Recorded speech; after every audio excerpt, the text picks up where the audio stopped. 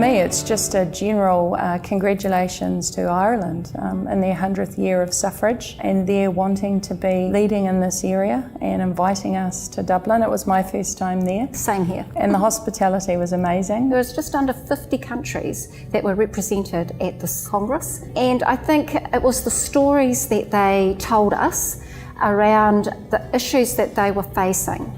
So what I also noted was that whilst New Zealand was ahead of some of the countries and some of the areas around women policies to do with women, we were just slightly behind. So I think that there was a lot of learning for everybody in the room, and I was really proud that New Zealand was put on pedestal at this conference because we were the first country to give women the vote. I think the learnings for me were really about global collaboration, and I think a global focus and commitment to ensuring that every parliament in the world is represented by women. I think sexual and reproductive health rights, violence continue to be issues that women are particularly passionate about. So it was good for us to come together to hear our experiences, because what we heard was one of the parliamentarians from Malawi, who had stood up and advocated for sexual and reproductive health rights, was shot at.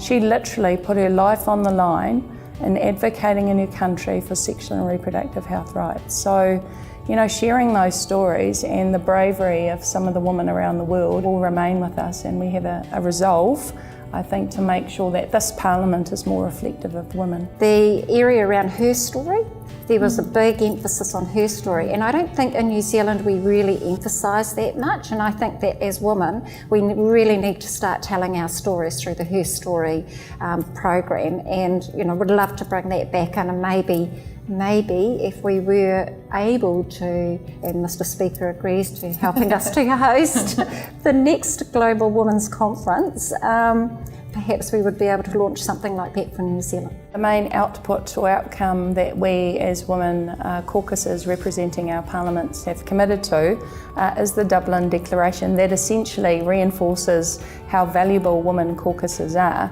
And I think underlying that is the assumption that every parliament in the world will have women, and have women sitting across the parliament who then come together to work on issues. And I think the aspiration for every parliament to have women caucuses by 2020 is an ambitious one, but they were quite bold in saying, well, we need to commit to it, and I guess if you have like-minded countries all coming together, and so there are a few more challenges for us to meet now.